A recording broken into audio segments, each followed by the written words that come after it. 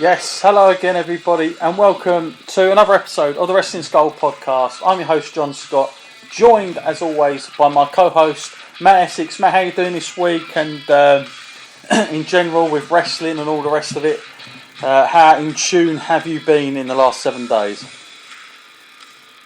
Yeah, I'm doing very well, thanks, and well on our way now down this road to Wrestlemania. I'm hoping for a few more twists and turns, but it's not the greatest road I've ever been on so far. No, you can say that again, and it's slightly disappointing. I think after the last few years have been rocky, and I got a feeling that this one is starting to feel as rocky as they have thus far. I know that it's difficult to say, isn't it, Matt? Like when the real build-up is to WrestleMania, like is it really the Royal Rumble, or nowadays, like when things can change so much, because we've got 2 pay-per-views before WrestleMania, even after the Royal Rumble. Are we sort of like saying, well, it has to be after the last pay-per-view, and then you've kind of got like a good 5 weeks or so to like build towards WrestleMania?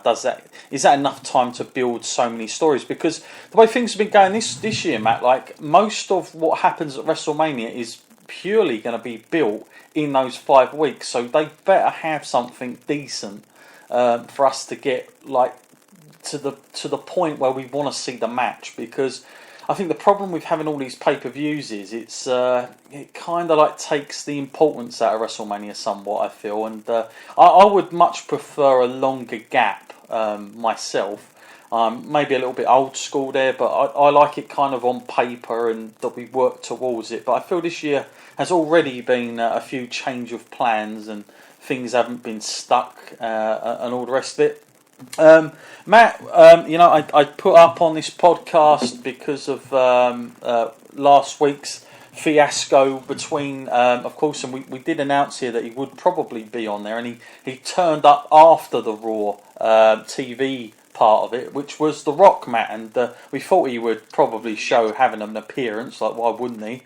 One of the biggest names on the planet, really, in a lot of ways. He's everywhere at the moment, so why wouldn't you have The Rock there? But of course, we heard a lot of reports coming out, Matt, and some videos did get leaked up on YouTube for a little while, and then they got taken down, and there was always weird stuff going on. But The Rock came out, he'd done a funny bit, and people were chanting CM Punk because earlier in the night he'd done part of the film where it was like Paige and AJ, and it was like the Staples Center, and they kind of recreated that match. And I believe, Matt, that they even used that audience to participate in some of that. So they were trying to like get the crowd reactions to it, which was very, very interesting considering WWE have obviously given some sort of consent to it.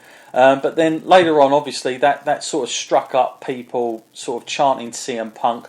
Rock looks like now, Matt, maybe off the cuff, decided, well, you know what, I'll play into this and I'll ring CM Punk. I guess fortunately or unfortunately, CM Punk did not pick up and it went to his voicemail. But what did you make of all that fiasco? Because, it's interesting, isn't it, what makes news in wrestling? And that made such massive news because we got all these reports about WWE weren't happy backstage, they didn't want it and all the rest of it. But, it's something quite trivia, really. But, what did you think The Rock, for instance, was being a bit out of order on that or disrespectful? Or do you think that was just The Rock being The Rock and trying to feed into a live crowd? Yeah, definitely a case of The Rock just being The Rock for me. I think he made a name off of doing whatever he felt was the right thing to do on the mic and just like being completely spontaneous. And sometimes it works out for the best and it's completely hilarious. And in fact, if CM Punk did answer that phone, although as much as the backstage officials might like hate this, it would still be great publicity, you know. Mm-hmm. I mean, the buzz that they got just from him not answering the phone was huge enough. Yeah. And it just goes to show that CM Punk is still very, very fondly remembered by the fans, and in fact probably would generate like the biggest buzz if he was to return. Then more than any other wrestler that's out there, if he returned to WWE, then that would be some big news. You know, and so I don't really blame The Rock for just calling him up. It seemed pretty harmless fun, really, and it wasn't exactly like it was during live television. During live television, I can understand them getting very, very angry about that. Yeah, no, I think I'm with you on that one. I kind of feel like, you know, maybe it was slightly overdone, really. I think that sort of reaction, if it got that reaction. No, I mean, you know, the thing is, I have no doubts that they probably were thinking like, oh, hang on a minute, you're encouraging something, and you know, if we send The Rock out at you know, you know, WrestleMania, are the fans going to start chanting it again, so that The Rock may just pick his phone up again and do a call? And I guess, you know, Vince McMahon would certainly not want that on his grandest stage of them all, would he? But then, you know, a few other fans, like I did get a few emails going, is it a work? Is CM Punk coming back? I truly doubt that in a lot of ways. I just think it was The Rock being totally off the cuff with something. And you know, the thing is, Matt, I mean, for me and you, we kind of, like, I know it's generated so much news, but for me and you, you know, living through the Attitude Era and stuff like that, we're kind of used to this sort of stuff in a lot of ways. Like this thing would never have made news in '98. This just would have been nothing. Just would have been a normal weekly thing.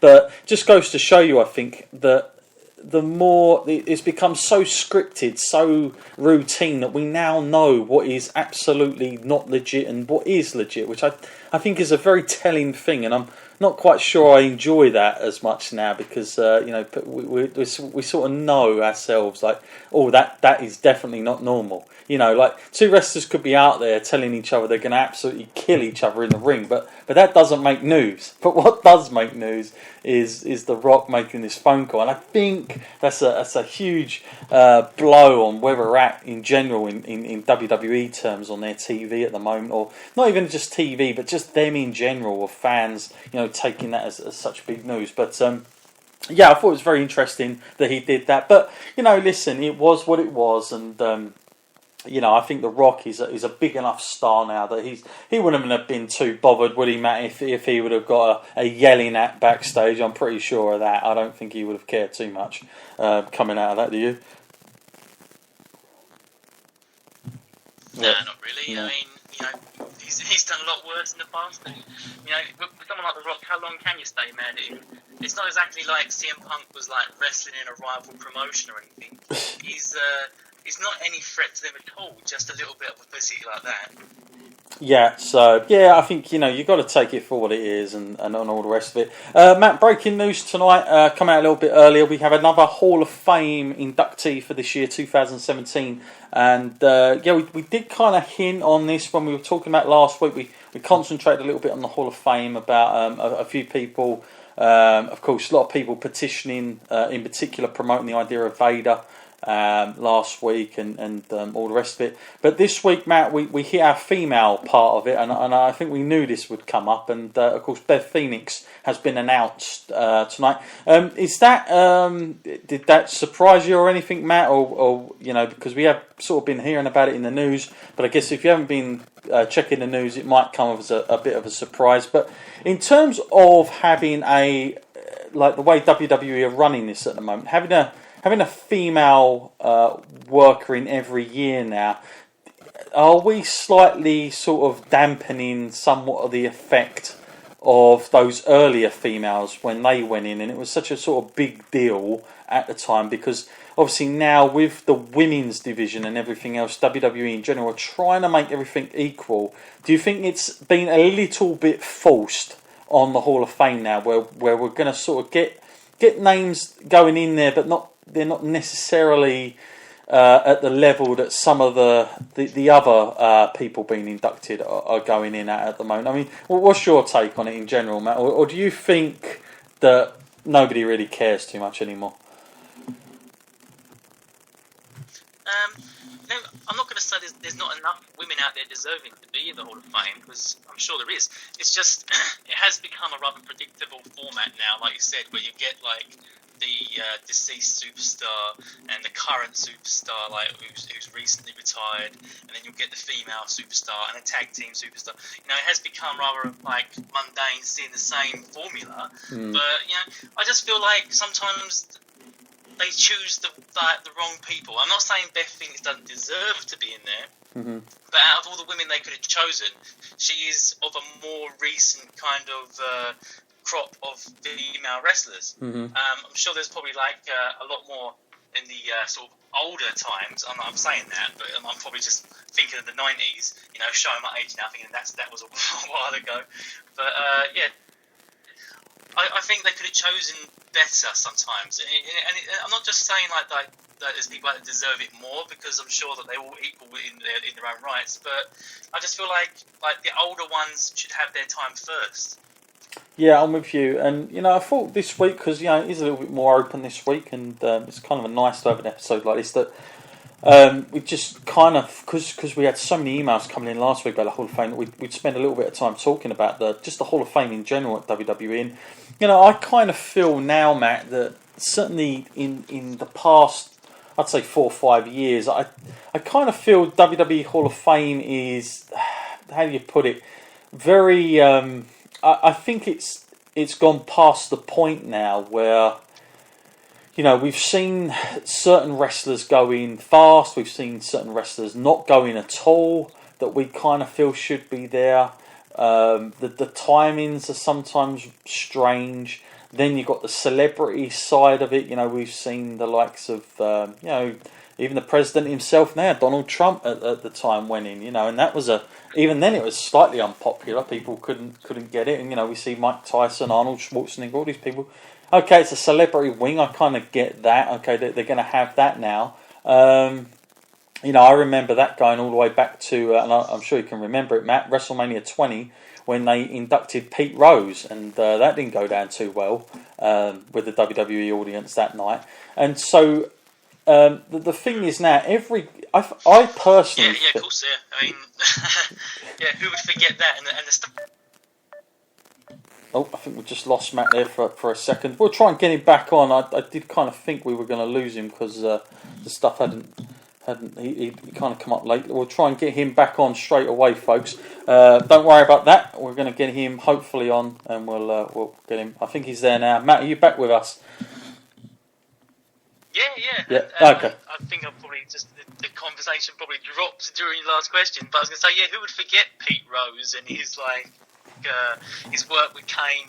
I mean, that was kind of funny enough, but was it enough to get him in the Hall of Fame? 3 WrestleMania appearances apparently get you in the Hall of Fame. The thing with me is I feel that, like, I know that since WrestleMania 20, Matt, we've had like what you get about 7, 8, maybe even 9 inductees every year since. So, okay, we're coming up to WrestleMania 33 this year. So we've had like, you know, we're coming up to 13 batches of between, you know, 8 to 10 inductees. And before that, but they didn't do it like that, Matt. Like, you know, they had, I remember some of the first, I'm sure I can look this up somewhere as well, some of the first Hall of Fames were just like 2 people, or they just done it like one every now and then. So they never used to do it automatically around WrestleMania season either. It just used to be like here and there. Like as soon as they felt somebody deserved to be in it, they would do it. So it wasn't like an annual thing like it is now.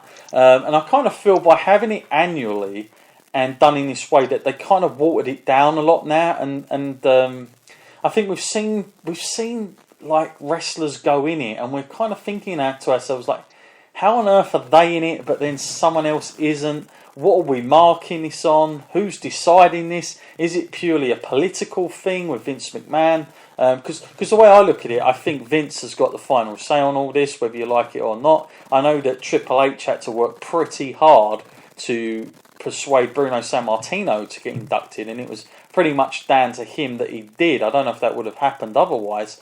Again, people might have you might look at someone like Ric Flair and you might think, well, how the hell didn't he get in before such and such? Or, all these different sort of elements